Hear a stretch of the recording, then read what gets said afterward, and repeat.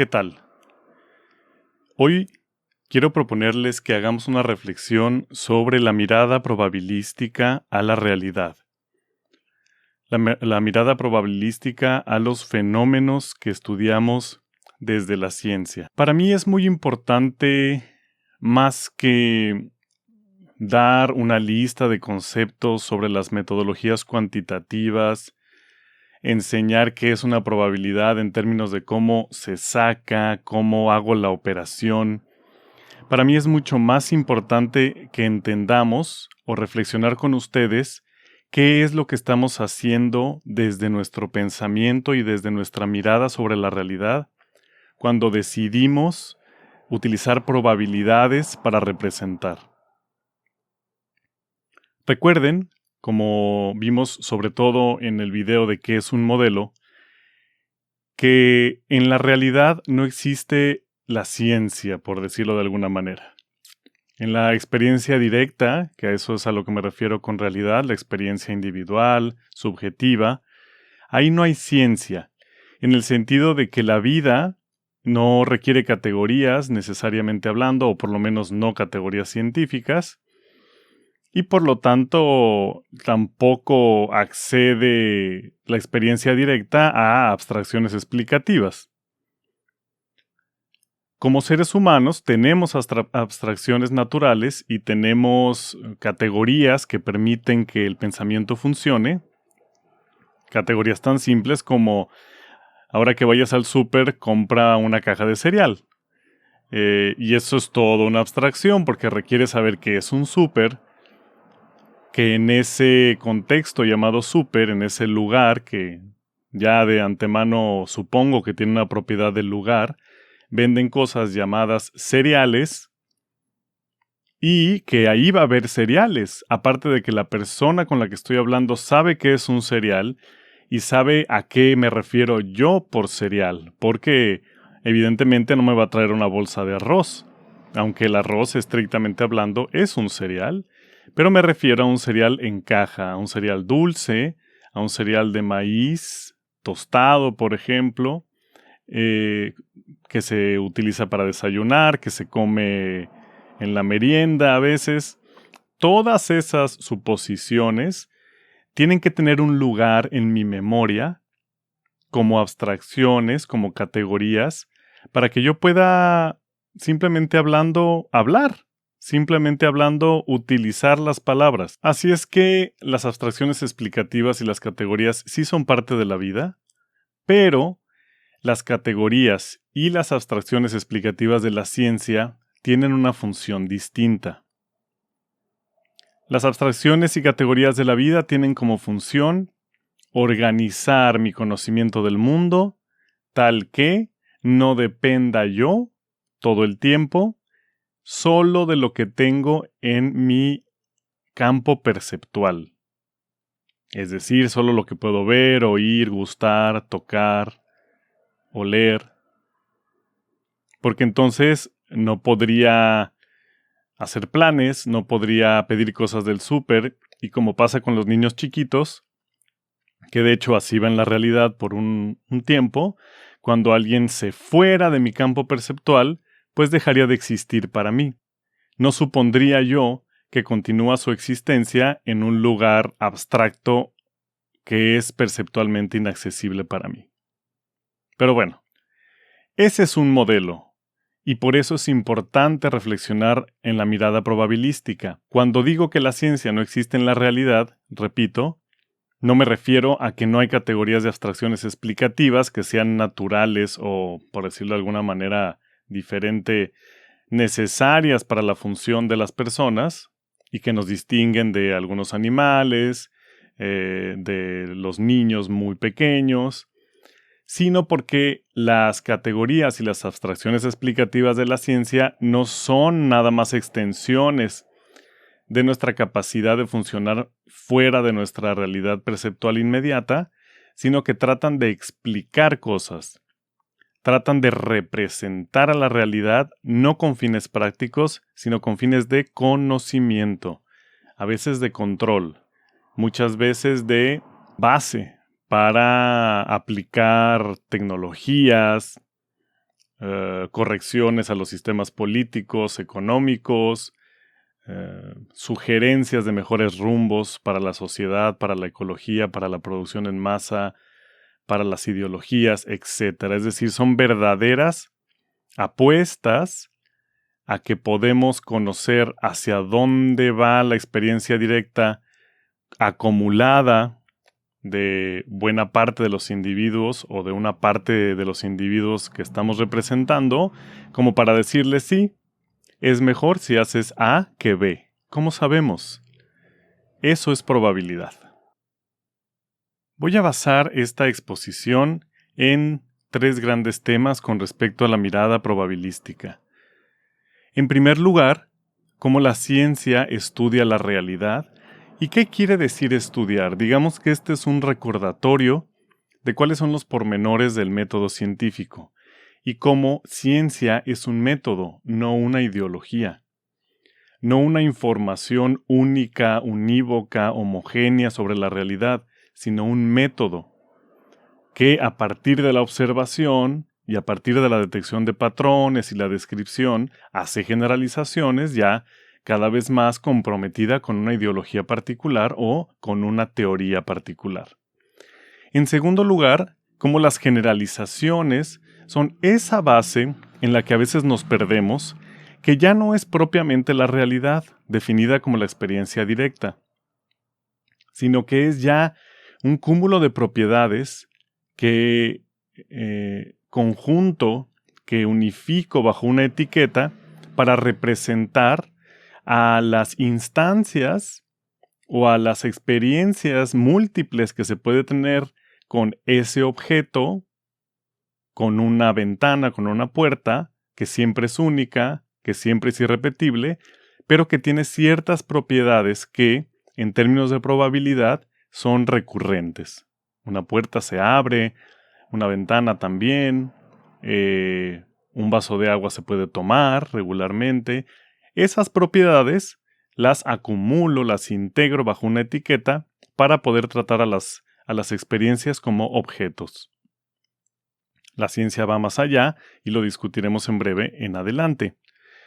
En tercer lugar, cómo la probabilidad se puede definir como la distancia entre la generalización, entre la abstracción explicativa y la realidad. Es decir, cada vez que yo quiero opinar, probar, inferir, adivinar si mi generalización, si mi abstracción explicativa es observable, utilizo probabilidad. Al final vamos a ver cómo esto quiere decir que en realidad el único modelo de la realidad al que puedo acceder es probabilístico. O vamos a decirlo de otra manera para no sonar excluyentes. La probabilidad es la condición sine qua non de la relación entre mi modelo y la realidad, de la relación entre cualquier cosa que yo pueda representar y la experiencia directa. Vamos entonces al primer tema. La ciencia estudia la realidad. ¿Qué es estudiar la realidad? Como dije, la ciencia lo que hace es invitarnos a observar la experiencia directa, detectar patrones, hacer descripciones a partir de generalizaciones. Una generalización, como ya dije, es la operación de tomar varias experiencias, la memoria de varias experiencias, detectar o extraer rasgos comunes y asignarle una etiqueta. Esto es tan simple como las cosas de la vida diaria, como un vaso, como una taza. En sentido estricto, mi percepción visual, táctil, gustativa del vaso o de la taza siempre es diferente en términos de la información que va de mis órganos de los sentidos a través de los órganos neuronales que procesan la información, más todos los factores que sesgan mi experiencia de esa información hacia un lado o hacia otro. Sin embargo, puedo seguir utilizando la palabra taza para nombrar esos distintos objetos. Eso ya es una generalización. Ahora, La vida diaria tiene generalizaciones prácticas, generalizaciones que funcionan para poder tratar los objetos como objetos y para interactuar con el mundo, para comunicarme, para hacer cosas, para solucionar problemas. Sin embargo, la ciencia hace estas generalizaciones y otras, que le hemos llamado abstracciones explicativas, para comprender, para controlar, para adivinar lo que va a pasar en el futuro o a veces también proyectar hacia el pasado situaciones desconocidas sobre las cuales se tiene poca documentación y que para contarlas pues hay que adivinar qué pudo haber pasado, que es en buena medida la labor de la historia, de la arqueología y de otras áreas de reconstrucción histórica o de reconstrucción del pasado. Aquí tenemos, por ejemplo, la clásica: la energía es igual a la materia por la velocidad de la luz al cuadrado, que es el EmC cuadrada de Einstein. ¿Y qué es lo que esto quiere decir? ¿Qué representa? ¿Qué representa para mí en mi realidad? Puede representar nada si no soy un especialista, si no he aprendido a leer este código. Y si sí soy especialista y conozco el código, representa una constante. Representa algo que constantemente sucede así. Hay que recordar que podemos dividir la realidad vista desde el modelo entre zonas con una gran certeza y zonas con una gran incertidumbre. O, para usar la misma incertidumbre en ambos casos, zonas con muy baja incertidumbre y zonas con alta incertidumbre. Entonces las constantes, por ejemplo, la constante gravitacional, el hecho de que prácticamente siempre cuando suelto algo cae al suelo, son patrones de la realidad que están en una zona de una muy baja incertidumbre, en el sentido de que casi siempre es posible atestiguar u observar que las cosas funcionan así como la constante representa. Sin embargo, tenemos que estar muy conscientes del hecho de que no es la realidad. Es decir, las abstracciones no me están hablando de la realidad. No me están ni siquiera representando la realidad. Lo que están haciendo es representando una generalización sobre la experiencia directa. La realidad única es la experiencia directa. Nada la puede representar. Nada puede hablar sobre ella, porque en ella ni siquiera hay objetos. Hay información perceptual. Entonces, lo que hace la ciencia es separarse de la realidad, lo que hacemos incluso desde las categorizaciones con las que funcionamos, como los objetos y las acciones, es separarse de la realidad para poder explicar cosas, para poder representar. Es tan simple como he dicho, como decir, me comí una dona. ¿Podemos decir me comí una dona? Claro que sí. Es español, se entiende, es buena sintaxis, no pasa nada, está perfecto. Aparte de las grasas saturadas de la dona, no pasa, y el azúcar, no pasa nada. Lo puedo decir. La cuestión es, la palabra dona se refiere a ¿qué dona? ¿Cuál dona? No se tiene que referir a una dona en particular. Y de todos modos es una palabra que puedo usar. Ahora la pregunta es, si la palabra la puedo usar independientemente de que se refiera o no a una dona en particular, ¿de qué estoy hablando? No estoy hablando de la realidad. Estoy hablando de la representación de una generalización o basada en una generalización que presume tener alguna conexión con la realidad. Esa es la distancia en la que funcionamos normalmente con respecto a la experiencia directa. Las palabras sencillas son grandes generalizaciones y ya no tienen necesariamente una relación directa con la experiencia. Una de las palabras o gestos que siguen y conservan una relación con la experiencia directa son los gestos de señalamiento. Porque cuando señalo, allá, ahí, allá, estoy indicando, llamando la mirada de la persona con la que estoy hablando hacia experiencias que los dos tenemos en este momento, que los dos compartimos. Es decir, estamos articulando el mensaje dentro de la zona de la experiencia compartida. Y es un tema muy interesante. Todo esto se le llama indexicalidad, que son estas palabras, estos gestos que literal o figurativamente señalan a las cosas. La palabra dona, entonces, puede referir a cualquiera de estas. Sin embargo, cada una de estas son experiencias distintas. Hay que entender experiencia como la recepción y procesamiento de información perceptual. Nada más. Son experiencias distintas. Cada una de estas donas se ve diferente. Por lo tanto, es una experiencia perceptual distinta. Y sin embargo, la palabra dona no distingue entre ninguna de ellas. A todas se les puede aplicar la palabra dona.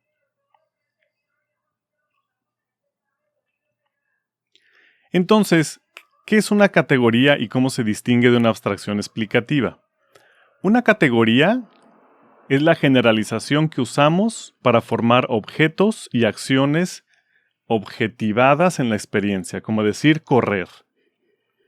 Yo puedo correr, tú puedes correr, él puede correr, y podemos correr en distintos lugares, países, circunstancias, a pesar de que la experiencia de correr nunca sea la misma. Pero podemos decir correr y de manera mucho más importante podemos conceptualizar correr como una acción disponible para las personas. ¿Usted corre? Sí, yo corro. ¿Ok? Esas son las categorías. Entonces, generalizaciones para la formación de objetos, entidades y acciones con las que nos comunicamos, con las que nos relacionamos y con las que compartimos entre nosotros la experiencia de aquello que hemos llamado realidad compartida o realidad consensuada o realidad común.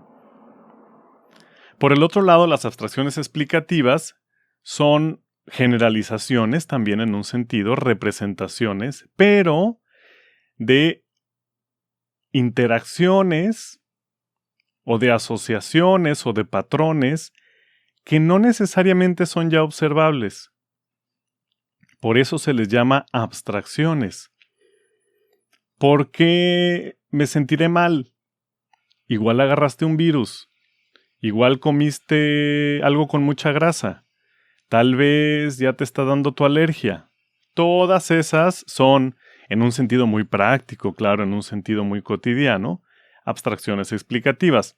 La ciencia lo que hace es tomar estas generalizaciones y estas abstracciones explicativas y ponerlas en un tablero en donde las reglas a partir de las cuales funciona la interacción entre estas generalizaciones, estas abstracciones y la interpretación que yo haga de ellas, esas reglas son explícitas y son comunes a toda una comunidad, de tal manera que todos tengamos, digamos, una apuesta justa o una ficha equitativamente potente para jugar el juego de la ciencia. Tomemos, por ejemplo, la ebullición. La ebullición es el proceso mediante el cual la temperatura que yo le aplico al agua o la temperatura que adquiere el agua la convierte en vapor.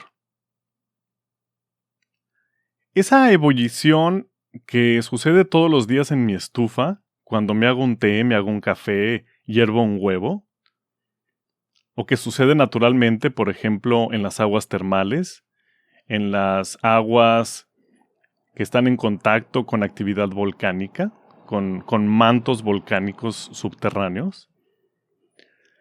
Cuando la quiero analizar, digamos que cuando alguien me pregunta ¿por qué sucede eso?, es entonces cuando empiezo a generar abstracciones explicativas. Mientras como experiencia es eso, veo el agua y veo que sale como humito, ¿no? Pero a la hora a la que me pregunto, lo racionalizo, ¿por qué sucede? Es que tengo que generalizar, punto número 1, tengo que decir agua. Es decir, lo que hay en mi vaso, lo que hay en el lago, lo que hay en el río, lo que hay en el excusado, lo que sale de mi ojo, a todo eso le voy a llamar agua, aunque ni siquiera químicamente es igual. Pero tiene ciertas propiedades generales que son constantes o que pertenecen a un área de baja incertidumbre que me permiten asignarle esa etiqueta y que esa etiqueta sea operativa. Es decir, que funcione para sobre esa etiqueta decir el agua tiene estas propiedades y estos comportamientos. ¿Ok? Entonces, la unificación de la etiqueta depende de que el comportamiento al servicio del juego de la ciencia también tenga cierta coherencia. Ojo con eso, porque eso es un error muy común. Dentro del discurso científico, a veces seguimos utilizando una etiqueta, aunque ya operativamente no nos esté sirviendo, porque está tratando de representar cosas que tienen comportamientos diferentes. Entonces, yo con respecto a la ebullición puedo decir, es el punto 100 grados centígrados en el caso del agua, en que hay un cambio de estado. Lo puedo medir, le puedo poner un numerito, incluso puedo ir más allá y hacer súper abstracciones en términos de poner en una tablita los puntos de ebullición, de cada uno de los elementos, proponer una fórmula en la que cada uno de estos signos, en este caso signos alfabéticos más signos numéricos y matemáticos, tiene un significado. Ahora, ¿pero qué es lo que representa? No nos hagamos bolas, volvamos a la experiencia directa. De acuerdo a mi experiencia directa, aquí, estas cosas que me rodean, en este momento, estos sonidos, estas sensaciones, ¿qué representa una fórmula del punto de ebullición del agua? Porque estoy sudando, por ejemplo, estoy transpirando. No representa nada, ni siquiera es parte de mi experiencia. No estoy describiendo la realidad. Lo que estoy haciendo es responder a una racionalización basada en una generalización. Esto es muy fácil de comprender. Es como si les pregunto, bueno, fácil, ¿no? Más bien, hay un muy buen ejemplo para ayudarlos a comprender este punto. Es como si yo les preguntara si estamos jugando un videojuego en donde hay guerreros, magos y druidas, digamos. Y hay un sistema de niveles, uno va avanzando y va adquiriendo más poderes. Digamos que yo estoy en el conflicto de iniciar el juego y elegir entre druida, guerrero o mago. Y ustedes, basándose en una investigación que hicieron en el Google, en el Internet, me dan todos los argumentos a favor de elegir un guerrero. Por la probabilidad de que me agrade la dinámica con la que va a avanzar el personaje, el tipo de armas a las que puede acceder. Entonces hacen generalizaciones sobre un patrón que está predeterminado en el algoritmo del juego, lo relacionan con mi personalidad y hacen abstracciones explicativas mediante las cuales le dan más peso a una opción que a otra. Ahora, estamos comiendo con ustedes, mis amigos y yo, y les pregunto, ¿qué relevancia tiene todo ese discurso abstracto en este momento, de acuerdo a nuestra experiencia directa de lo que tenemos en el plato, lo que estamos comiendo, lo que estamos tomando, la temperatura del ambiente? Ninguna. Ninguna. Es lo mismo. Entonces no nos distraigamos. Es una manera aventurada de decirlo, puede ser muy controversial, tal vez hasta ofenda, pero desde mi punto de vista es la mejor manera de acordarnos, de no perdernos en el discurso científico y de no confundir la realidad con el discurso científico. No porque no haya un vínculo, ojo, tiene claro que haber un vínculo.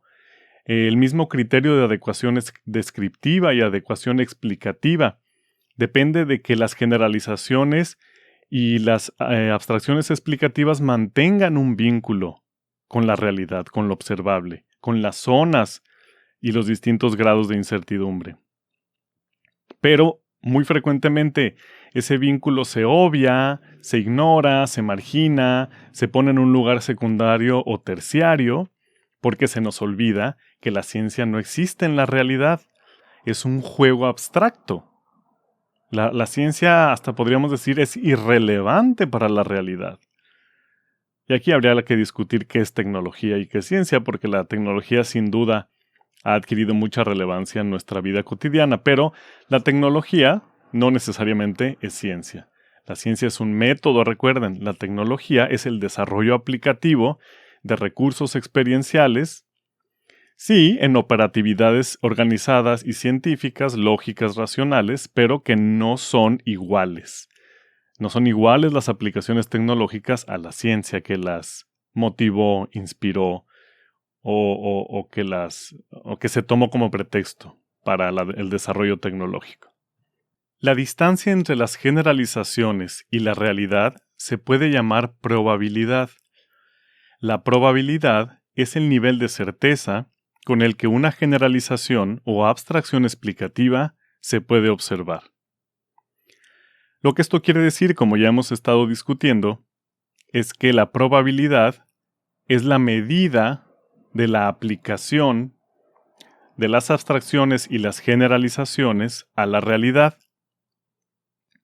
Si yo insisto, le pido a alguien que me compre cereal en el supermercado, hay una medida de cuál es la certeza con la que yo presumo que esa persona va a encontrar cereal en el súper.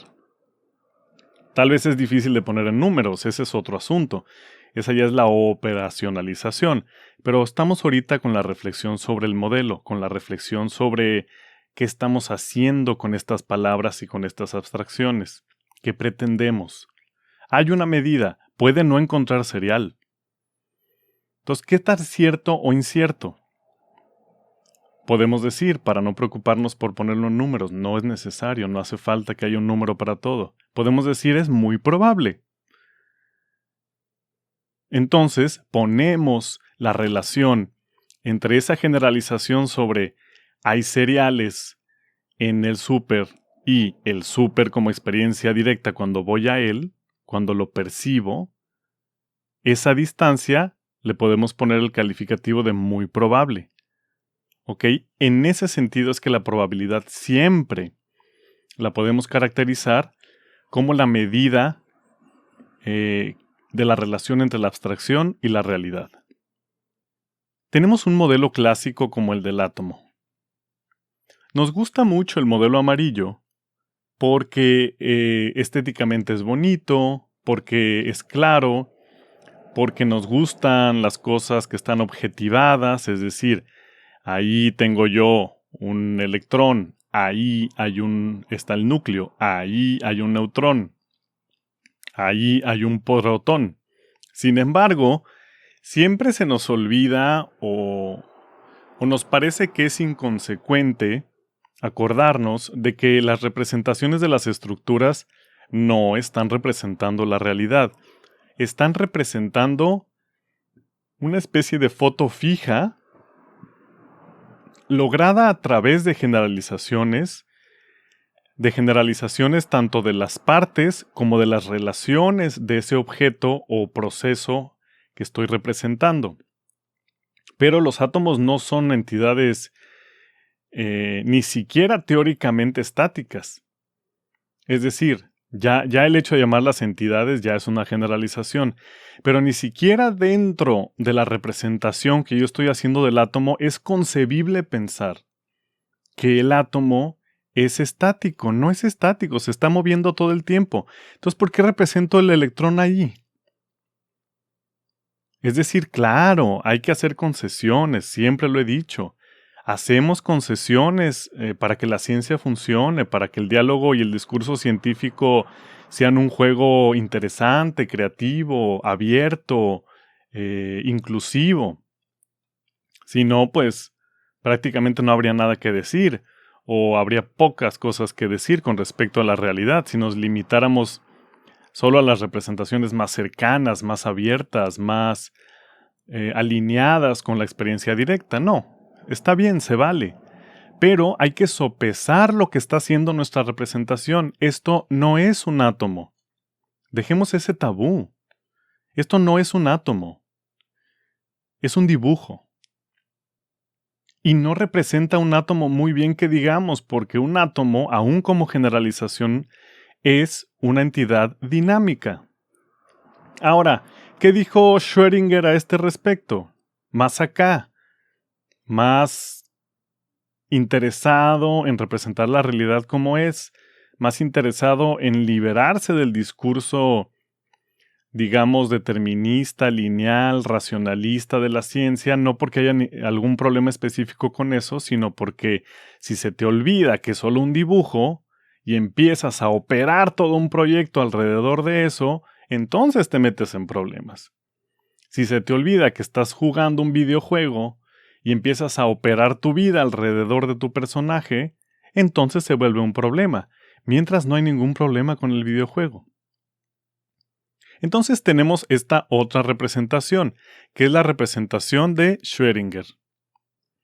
Esta nube de electrones, justo lo que representa es que ahí, en esas zonas, y dependiendo qué tan oscura y qué tan clara esté la zona, es la probabilidad de encontrar un electrón ahí. ¿Es una mejor representación? Sí.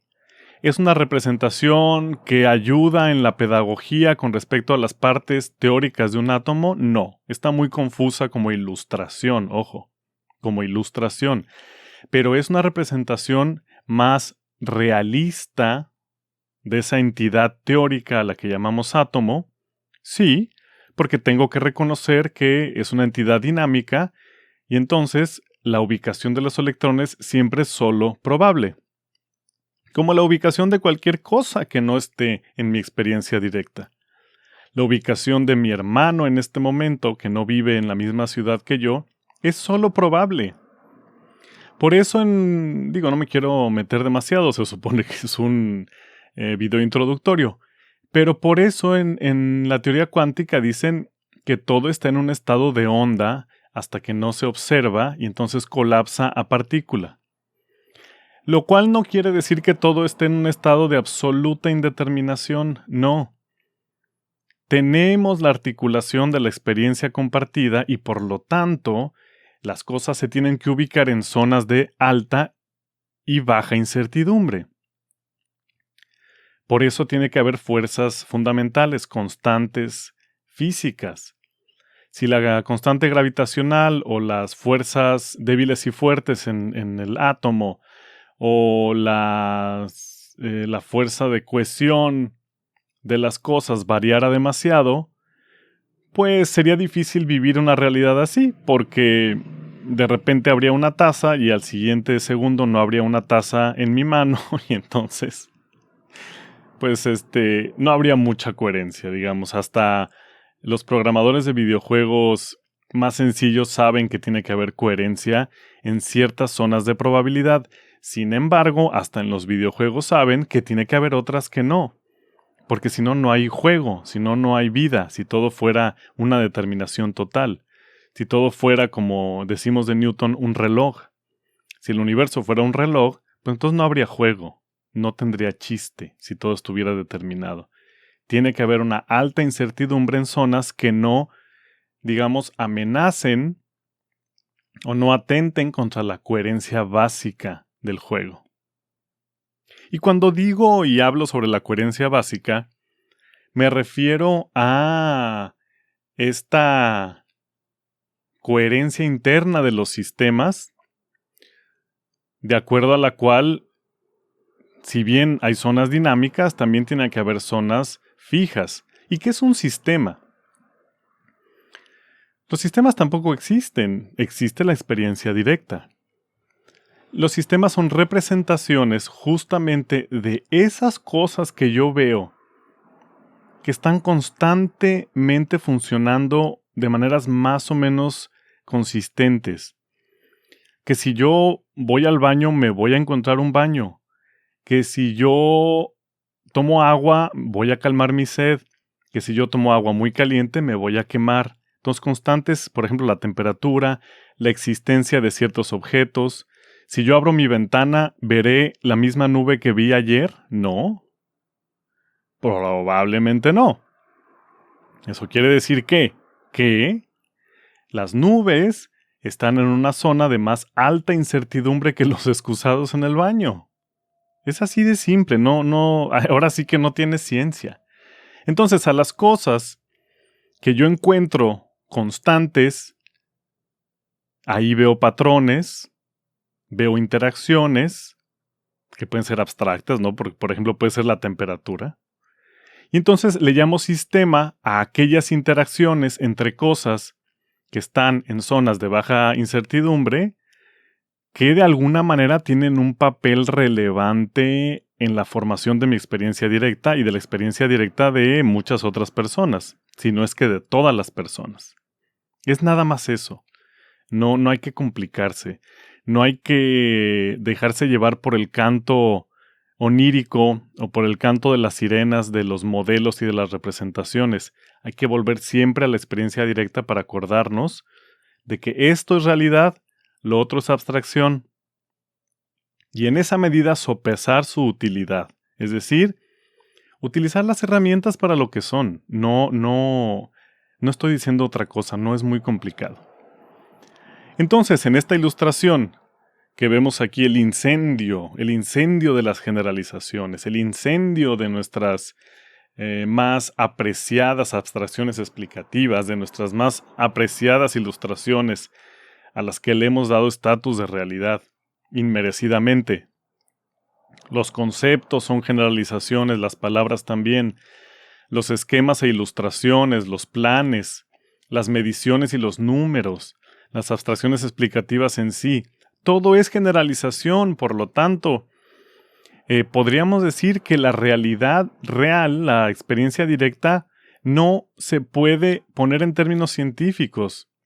No se puede ni conocer en sí, en el sentido racional de conocer. Se puede experimentar, se puede vivir, se puede ser, pero no se puede conocer en este sentido.